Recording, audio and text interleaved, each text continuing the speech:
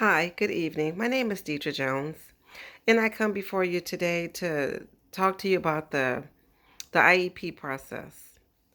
During the IEP process, um, whether it be a teacher or the parent, they would, if they felt like their student was having some kind of complications or they're not gaining they're not understanding the work or they're not progressing in any of their lessons, the parent would um, put in a referral to have their student tested.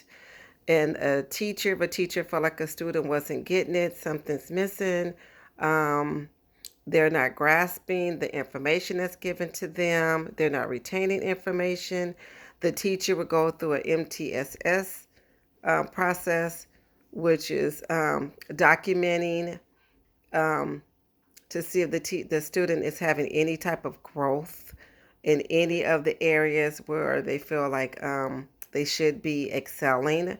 They would do like maybe a 6-week process of different types of interventions, which is a part of the MTSS process.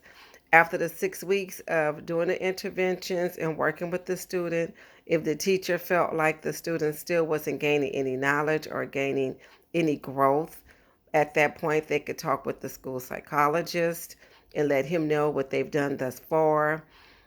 He could either choose to go ahead and put the child's name on the list to have the student go through a process of the referral, or the school psychologist could give the teacher other alternative interventions that the teacher can use to see if the student would gain any type of growth.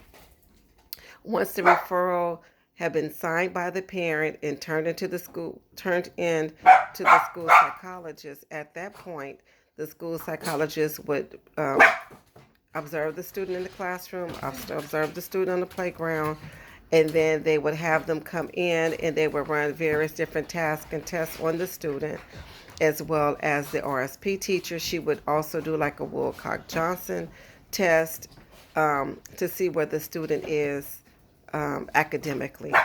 Once those things have been done, the school psychologist would then bring a team together, which would include the school psych, a general ed teacher, the special ed teacher, the administrator, speech if the student's already in speech.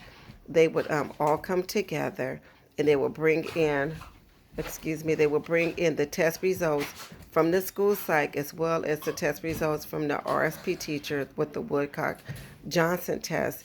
And then at that point in time, the school site psychologist would facilitate the meeting, go over his findings from his test scores, and then he would as well introduce the RSP teacher, and she would discuss her findings from her test scores.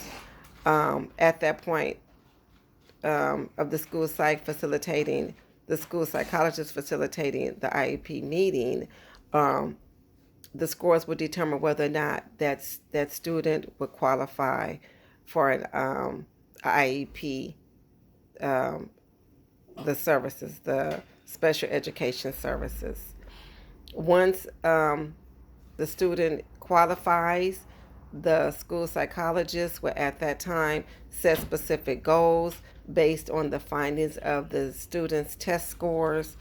Um, and that IEP would have those specific goals in it.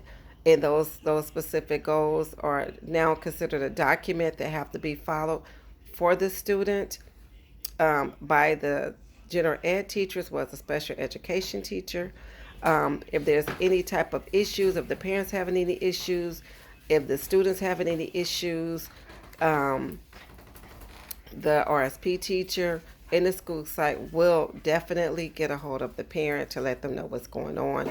If there's a need of a change of placement, they will reach out to the parents as well to let them know what's going on.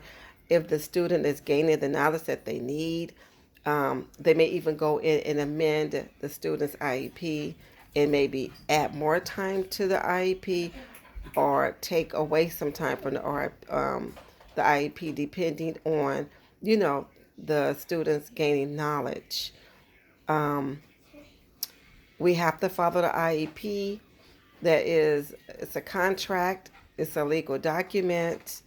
Um, it falls up under the IDEA, which is the benefits for students with special needs or that are in special education. There's proper protocols that have to be followed. We have to follow all the steps necessary. If we have any changes, we would have to come. They would have to come back together and discuss any changes that need to be met. And the parent and the student are um, suggested to be a part of what's going on. It is the student's education, first of all, and then it's the parent's decision to have the student. It's the parent's decision to have the student in the program. So we want the parents to stay involved in any of the IEP processes, any goals, anything that may be changed. We want the parent to totally be involved in what's going on with their student. Thank you. Have a good evening.